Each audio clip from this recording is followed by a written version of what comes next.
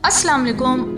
जी तो दोस्तों, आज हम पान के पत्ते की इफ़ादियत के बारे में डिस्कस करने वाले हैं। जी हाँ, ये याद रहे कि हम आजकल के पान की बात नहीं कर रहे जो कि बाज़ारों में मिलता है। बहुत ज़्यादा इसके अंदर चीज़ें डाली जाती हैं जो कि हमारे दांतों के लिए, हमारे मुंह के लिए बहुत ज़्यादा ख़तरनाक है। हम सिर्फ यहाँ पे पान के पत्ते की इफ़ादियत के बारे में डिस्कस करेंगे जो कि यूनानी तिब में भी यूज़ किया जाता था और जो माहिरीन तिब हैं वो भी इसको बहुत ज़्यादा अहमियत देते थे। पुराने वक्तों में ये बरसग़ीर पाक व हिंद में यूज़ किया जाता था, लेकिन अब तो इसकी एक इंडस्ट्री बन चुकी है। पुराने दौर में इसको बाहर से इम्पोर्ट किया जाता था। मुग़लिया ख़ानदान में इसको बहुत ज़्यादा अहमियत दी जाती थी, बहुत शौक़ के साथ इसको यूज़ किया जाता था, दरबारों में यूज़ किया जाता था, बादशाह इसको यूज़ करते थे क्योंकि इसकी अफादियत ही बहुत ज़्यादा है। इसको इजिप्ट में भी यूज़ किया जाता था, ग्रीक में यूज़ किया जाता था और आप भी अगर इसकी जादुई तसीर के बारे में जान लें तो आप भी इसकी हकीकत से इनकार नहीं कर सकते हैं। कदीम ज़माने में इसको हीरे और जवाहरात की हैसियत हासिल थी। लोग इसको सोने के भाव में ख़रीदा करते थे। इसका अर्क बिका करता था। लोग लाइन लगा के इसका अर्क लेने के लिए आते थे कि ये जो अर्क होता था ये निज़ाम हज़म को बहुत ज़्यादा बेहतर कर देता है। बीमारियों की जड़ ही आपके स्टमक का प्रॉब्लम है। जब आपका स्टमक ठीक होगा तो आपकी पूरी बॉडी अच्छे तरीके के साथ वर्क कर रही होती है। अगर आपके आसपास में कोई तबीब है तो उसके पास बैठ के आप इसकी इफ़ादियत के बारे में ज़रूर सुने, समझें कि इसकी कितनी ज़्यादा इफ़ादियत है। अगर हम इसकी ग़िज़ाइत के बारे में बात करें तो इसके अंदर आयोडीन की प्रॉपर्टी होती है, पोटेशियम होता है, विटामिन B1 होता है, B2 होता है और इसके अलावा कुछ रिसर्च के मुताबिक तो ये कैंसर के इलाज के लिए भी बहुत ज़्यादा मुफीद होता है। इसके बहुत ज़्यादा हेल्थ के ऊपर जादुई असरात हैं।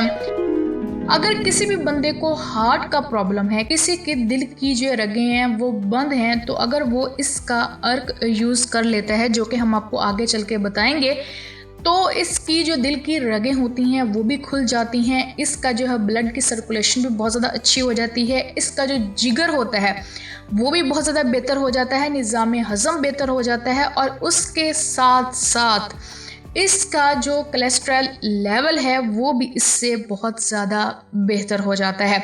अब हम देख लेते हैं कि हमने इसका कहवा जो है वो किस तरह से बनाना है, इसका अर्क हमने किस तरह से बनाना है।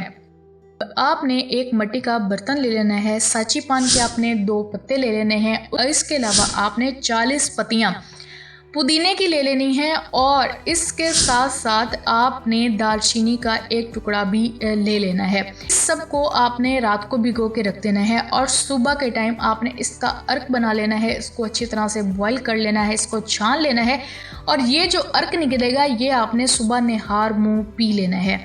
ये याद रहे कि आप जब भी कोई भी सप्लीमेंट, कोई भी अर्क, कोई भी दवा आप यूज़ करते हैं तो अगर आप 7 डेज़ तक इसको यूज़ कर लें और 7 डेज़ के बाद आप इसको स्किप कर दें और इस सप्लीमेंट को दोबारा आप यूज़ करेंगे तो उसकी इफ़ादियत अब बढ़ जाती है। आपने इसको भी इसी तरीके के साथ यूज़ कर लेना है। उसके अलावा अगर हम देखें तो ये शुगर के लिए भी बेहतरीन ग़िज़ा समझी जाती है। ये शुगर के लिए भी बेहतरीन दवा के तौर पे यूज़ किया जा सकता है। बहुत ही आसान तरीके के साथ इसको यूज़ किया जाता है।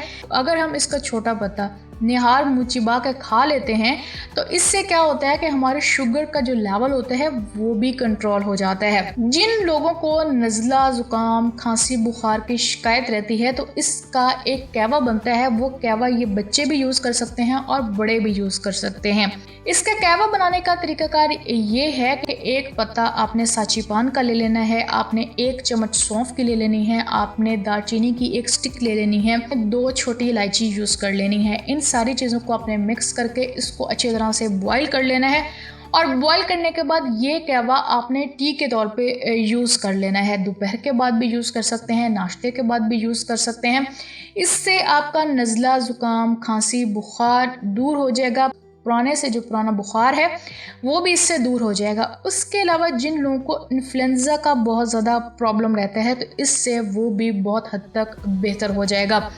जिन लोगों को सर के अंदर दर्द रहता है, जिनको सर दर्द की शिकायत रहती है, उनके लिए भी ये बहुत ज़्यादा मुफीद है। वो हाथ के अंदर इस पत्ते को मसल के अगर अपने सर के ऊपर लगा लेते हैं तो इससे उनका दर्द भी रफू चक्कर हो जाएगा। जी हाँ, सबसे बड़ी बात, जिन लोगों को डिप्रेशन का बहुत ज़्यादा प्रॉब्लम होता है, जो कि डिप्रेशन का शिकार हैं, जो स्ट्रेस का लेवल उनका बहुत ज़्यादा बढ़ जाता है, तो अगर एक पत्ता वो अगर रात के खाने के बाद यूज़ कर लेते हैं तो इससे क्या होगा कि उनका डिप्रेशन भी कंट्रोल हो जाएगा, उनका स्ट्रेस का लेवल भी कम हो जाएगा और इसके साथ साथ उनको नींद भी बहुत अच्छे से आएगी और रंग बिरंगी बड़ी बड़ी गोलियां भी नहीं खानी पड़ेंगी। हम आपको यही कहते हैं कि चीज़ें तो वही होती हैं, लेकिन सिर्फ उसके इस्तेमाल का तरीकाकार इस तरह से होता है कि उसकी इफादियत में 4 चांद लगा देता है। उम्मीद है आपको हमारी वीडियो पसंद आई होगी। अगर आपने हमारी वीडियो से कुछ सीखा है, समझा है, तो हमारे चैनल को सब्सक्राइब भी कर दें, हमारे बेल आइकन को भी प्रेस कर दें ताकि आने वाली सारी वीडियो आपको मिलती रहें और इसी तरह आप हमारी टिप्स से भी फ़ायदा उठाते रहें। चलें जी, हम आपको मिलते हैं अगली वीडियो में। तब तक रब रखा एंड अल्लाह हाफिज़।